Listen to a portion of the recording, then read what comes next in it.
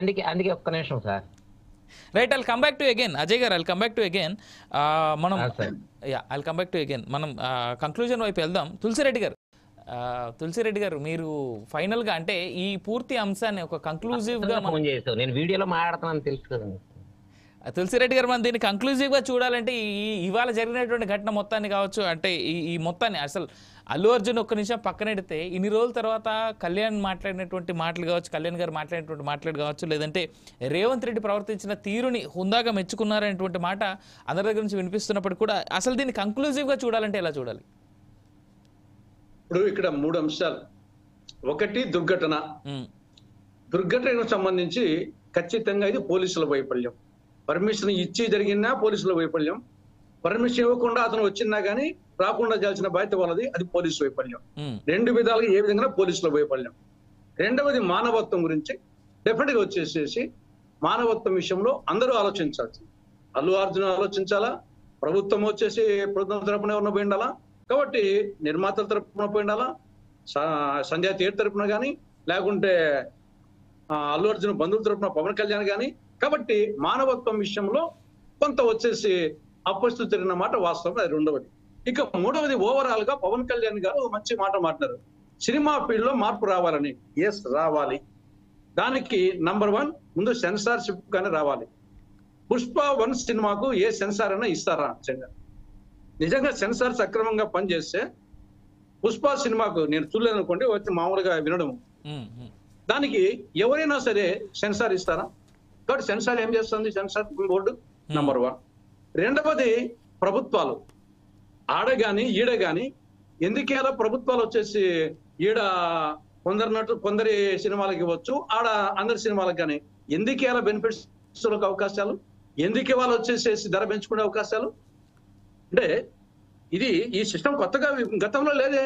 గతంలో సినిమా ఎన్నాళ్ళు ఆడిందని చూసేవాళ్ళు, 50 రోజుల 100 రోజుల, ఎన్ని సెంటర్లు ఆడింది, సంవత్సరమా 2 సంవత్సరాల, ఈ విధంగా చెప్పుకునే వాళ్ళు. ఇప్పుడు ఎంత వచ్చింది, దానికి ఎంత, దీనికి ఎంత, ఫస్ట్ డే ఎంత, సెకండ్ డే ఎంత. కాబట్టి మొత్తం సినిమా గతంలో వచ్చేసి వినోదం కోసము, విజ్ఞానం కోసము, సందేశం కోసము అండ్ వ్యాపారం కోసం, ఎందుకంటే దాంట్లో బతకాలి కాబట్టి కొందరు, ఆ విధంగా జరిగేది. ఇప్పుడు టోటల్ వ్యాపారం అయిపోయింది. దోచుకోవడం దాచుకోవడం వచ్చేసి ఎంత ఖర్చు పెట్టామనేది. కాబట్టి ఖచ్చితంగా దాంట్లో మార్పు రావాలి. ఈ యొక్క అమౌంట్ మెయిన్ కారణం ఎవరు? మళ్ళా హీరోసే. నేను పేపర్లో చూస్తుంటే ఒక హీరో 375 కోట్లు అంట. ఏంటి వచ్చేసి నేను దోపిడీ కాదు అది వచ్చేసి. కాబట్టి ముందు హీరోలు వచ్చేసి పారితోషికం తీసుకునేది, నీకు వచ్చేసి స్థానం వాల్యూ ఉండొచ్చు అని దోచుకోవడమేనా? ముందు వాళ్ళ యొక్క దాంట్లో మార్పు రావాలి. అదే విధంగా ప్రభుత్వం ఎందుకు ఇవ్వాలి? వచ్చేసి మీరు బెనిఫిట్స్ వచ్చేసి బెనిఫిట్స్ కానీ తర్వాత వచ్చేసి రేట్లు పెంచుకోవడానికి ఎందుకు అవకాశం ఇవ్వాలి మీరు?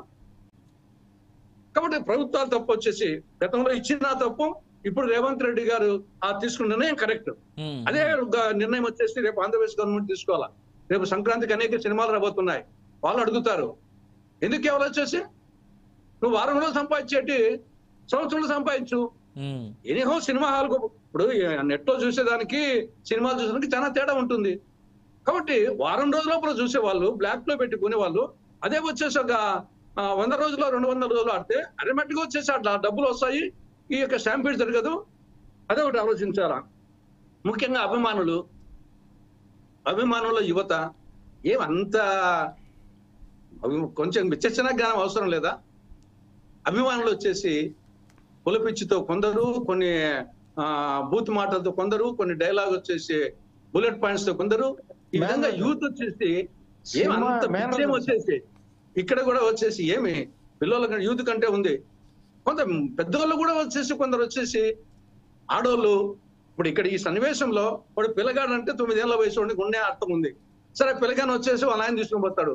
ఏమి రేవతి అమ్మాయి వచ్చేసి పోకుంటేమో దానికి ఫస్ట్ డేనే.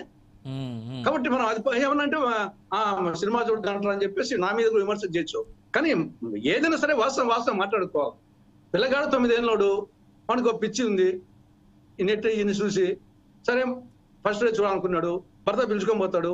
ఆవిడ కూడా వచ్చేసి ముగ్గురు వాళ్ళని వచ్చేసి మాకు ఈయన చనిపోయిందని కాదు, అటువంటి వాళ్ళు చాలా మంది ఉన్నారు. కాబట్టి యువతలో మార్పు రావాలా, అభిమాన సంఘాల్లో మార్పు రావాలా, సినిమా యాక్టర్స్ లో డబ్బులు వచ్చేసి ఇప్పుడు ఒక డాక్టర్, నేను డాక్టర్నే, ఆ హస్తవాసి బాగుందని చెప్పేసి ఒక పేషెంట్ నా దగ్గరికి వస్తే వాడిని దోచుకోవడమేనా? రైట్ కాబట్టి అదే విధంగా వచ్చేసి నీకు అక్కడ ఆడియో కట్ అయింది నాకు.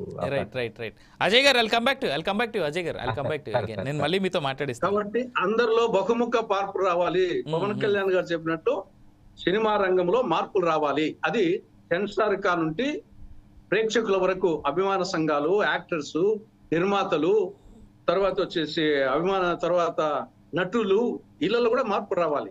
దోచుకోవడం అనేది కాకుండా తప్పదు కొంతవరకు, కానీ దానికి అడ్డు ఉండాలి కదా. కోర్టు తీసుకోవడం ఏంది? నాకు తెలిసి ఈ సందర్భంలో మీ గొంతుక, జయరాం గారి గొంతుక రెండు ఒకటిలాగా వినిపిస్తా ఉన్నాయి సార్ నాకు ఈ విషయాల్లో. ఎవరైనా ఆ మాట మాట్లాడుతాను వచ్చేసి నేను ఏమైనా మా రేవంత్ రెడ్డి ఆడ మా ప్రభుత్వం అని చెప్పేసి నేనేమే పోలీసుల వైఫల్యం అంటున్నాను వచ్చేసి. ఆడ వచ్చేసి రేవంత్ రెడ్డి గారిని కాంప్లిమెంట్ చేయడం నేను పవన్ కళ్యాణ్ ఫస్ట్ అభినందించాను. కానీ వాస్తవమే పోలీసులు ఎందుకు వచ్చేసి మీరు అతను ఎందుకు అలా చేశారు? మీరు పర్మిషన్ ఇవ్వకుంటే, పర్మిషన్ ఇచ్చి నాకు ఎందుకో కంట్రోల్ చేయలేకపోయినారు. రైట్, బట్ రెండు వచ్చేసి దానికి ఆన్సర్ ఇవ్వాలి కదా. జయరాం గారు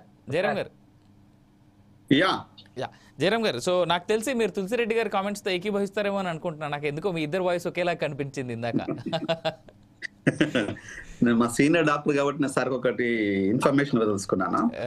2/12/2024 రోజు అల్లు అర్జున్ ఒక లెటర్ పంపించారు, ఆ యూనిట్ టీమ్ లెటర్ పంపించారు పర్మిషన్ కోసం చిక్కడపల్లి పోలీస్ స్టేషన్ కి. చిక్కడపల్లి పోలీస్ స్టేషన్ వాళ్ళు ఏం చెప్పారంటే, ఇక్కడ ఉండే ఈ క్రౌడ్ ని తట్టుకోవడం కష్టము, ఇక్కడ ఈ చిన్న ప్లేస్ కాబట్టి ఎగ్జిట్ అండ్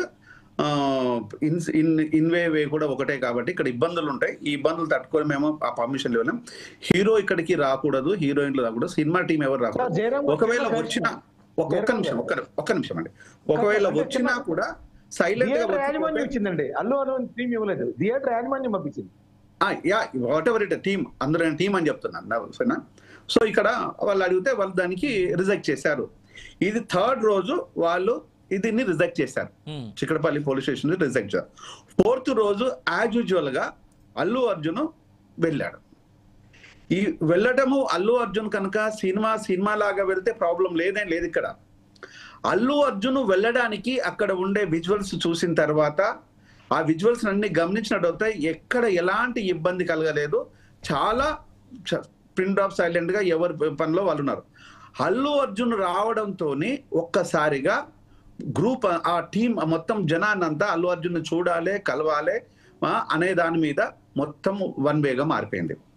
ఈయన గేట్ నుంచి ఏదైతే అప్పర్ బాల్కనీకి ఎంటర్ అవుతున్న క్రమం లోపల అల్లు అర్జున్ ఏం చేశాడు, ఆ ఎంటర్ అయిన తర్వాత అల్లు అర్జున్ తన ఓన్ వర్డ్స్ తోని ఈ గేట్ ను క్లోజ్ చేయండి అని అల్లు అర్జున్ చెప్పాడు, తన ఓన్ వాయిస్ తోని. ఇది ఎవరో కాదు, అల్లు అర్జున్ మాత్రమే అప్పర్ బాల్కనీ గేట్ ను క్లోజ్ చేయండి. అప్పర్ బాల్కనీ వెళ్లాల్సిన ఈ వ్యక్తులు లోయర్ బాల్కనీ వ్యక్తులు అక్కడ క్రౌడ్ లోపల ఈ ఇన్సిడెంట్ అక్కడ జరిగింది. ఇది ఇన్సిడెంట్ జరగడానికి గల కారణం.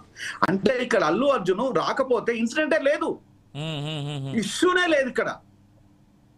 దీన్ని అబద్ధాలు చెప్పిన తర్వాత ఈ విజువల్స్ అన్ని కామన్ మ్యాన్ కూడా అర్థం కావాలని కొంతమంది వ్యక్తులు ఎవరు రిలీజియస్ లో తెలియదు, సో ఎవరైనా ప్రభుత్వం అనుకుందామా ఇంకోటి అనుకుందాం పక్కన పెట్టేస్తే ఇది విజువల్స్ అందరి చాలా వరకు మాలాంటి వ్యక్తులకు కానీ ఇతర కొంతమంది వ్యక్తులకు కానీ సొసైటీ లోపల మాట్లాడే వ్యక్తులు ఇవి అన్ని చేరుకున్నాయి.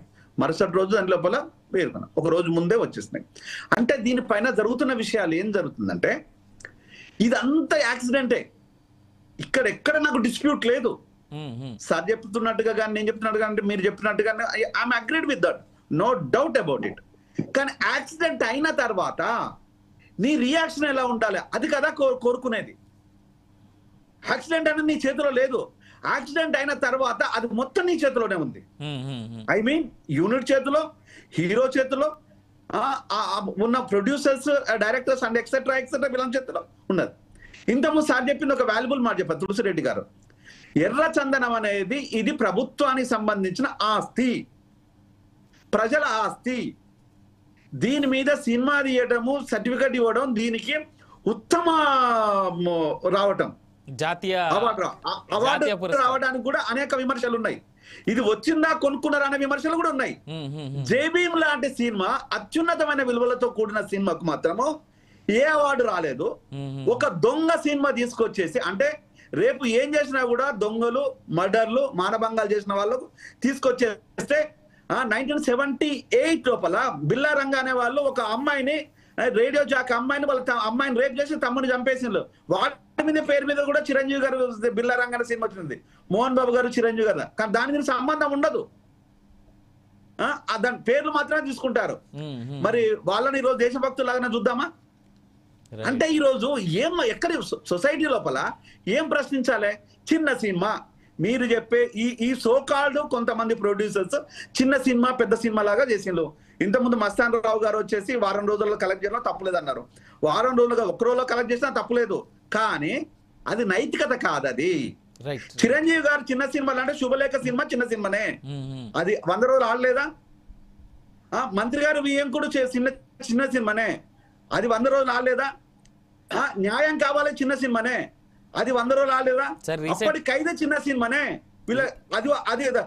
అది ఒక చిరంజీవికి ఒక ఇమేజ్ తీసుకురాలేదా? చిరంజీవిని ఇంట్రడ్యూస్ చేసిన పునాది రాళ్ళు మనవీరు పాండవ లాంటి సినిమాలు చిన్న సినిమాలే. మరి అవి సినిమా కదా. మరి చిన్న సినిమా ఎక్కడ చిన్న సినిమా వచ్చింది, ఇక్కడ పెద్ద సినిమా వచ్చింది. బలుపు వచ్చి మీరు డబ్బులు విచ్చలవిడిగా ఖర్చు చేసి మీరు దోచుకుంటూ ఉంటే 5 రూపాయలు ఇచ్చే దగ్గర 1,00,000 రూపాయలు మీరు ఖర్చు చేస్తే అది పెద్ద సినిమా అయిపోద్దా? మీ మనసే పెద్దది కాదప్పుడు సినిమా పెద్దది ఎక్కడ అవుతుంది? మీ మనసే పెద్దది కాదు. నేను ఇక్కడ ఒక అంశం చెప్తా సార్. అంటే ఈ రోజు ఒక్కటే నిమిషం అవినాష్ గారు, ఇది మీ మనసు పెద్దది కాదు, పెద్ద సినిమా ఎక్కడి నుంచి వచ్చింది? అంటే మీరు విచ్చలవిడిగా ఖర్చు చేస్తే పెద్ద సినిమా. ఈ రోజు జై భీమ్ లాంటి సినిమా చిన్న సినిమానా? అంటే విలువలతో కూడుకున్న దాన్ని సినిమా అంటాము. ఆ విలువలు అనేది సినిమాకు ఉంటాయని నేను అనుకోవటం లేదు. రామ్ గోపాల్ వర్మ అంటుంటాడు, సినిమాను చూసి ఏ విలువలు నేర్చుకుంటాము అని ఒక గాలి మాటలు మాట్లాడుతుంటాడు. దాన్ని యాక్సెప్ట్ చేద్దామా? అంటే ఈ రోజు ఏం చెప్పాలనుకున్నది, ఈ రోజు ఏం చెయ్యాలనుకున్నది అంటే, ఈ రోజు ఒక నిజంగా కనుక మనుషులము అనుకున్నప్పుడు మానవత్వాన్ని కోరుకుంటాం కదా. సినిమా ఇవన్నీ పక్కన పెట్టేద్దాం, ఇవన్నీ నాకు అక్కర్లేదు. ఈ రాజకీయాలు సినిమాలు ఒక్కసారి పక్కన పెట్టేద్దే. చనిపోయిన రేవతి ఈరోజు వన్స్ ఇన్ వర్డ్ లోపల సార్ చెప్పినట్టుగా, తులసిరెడ్డి గారు చెప్పినట్టుగా, ఒక లేడీ వెళ్ళకూడదు కానీ బిడ్డ కోసం వెళ్ళొచ్చు అనుకునే దాని లోపల వెళ్ళొచ్చు. వెళ్ళకూడదు అనుకుంటే ఒక అభిమానం అనే పిచ్చి ప్రాణాల మీదకి వస్తే వెళ్తారు. అది పిచ్చే కదా. అంటే ఇంత పిచ్చి మీద హైప్ క్రియేట్ చేసి, ఇంత బజ్ క్రియేట్ చేసేసి, మనుషులకు లేని ఎల్యూజేషన్ లో పెట్టేసి దోసుకోవడానికి దోపిడి అనకపోతే, దొంగలు అనకపోతే ఇది నీతివంతమైనది ఎట్లా అంటాము? సూర్యకర్ణ ఎన్టీఆర్ గారు తీశారు, అది సార్ ప్రేమాభిషేకము సంవత్సరం అంతా నడిచిందని చెప్తూ ఉంటారు. దాని తర్వాత చాలా సినిమాలు వచ్చాయి, దాని తర్వాత రీసెంట్ టైమ్స్ లో సినిమా, అల్లు సీతారామ సినిమా సంవత్సరాల తరపు నడిచింది అంటారు. ఒక మైల్ స్టోన్ లాంటి మూవీస్ లేవా? ఒకసారి అజయ్ వర్మ గారితో మాట్లాడు. టార్గెట్ ప్రజల్ని నమ్మకంగా దోచుకోవడం కోసం మాత్రమే డ్రామా. రైట్ అజయ్ వర్మ గారు.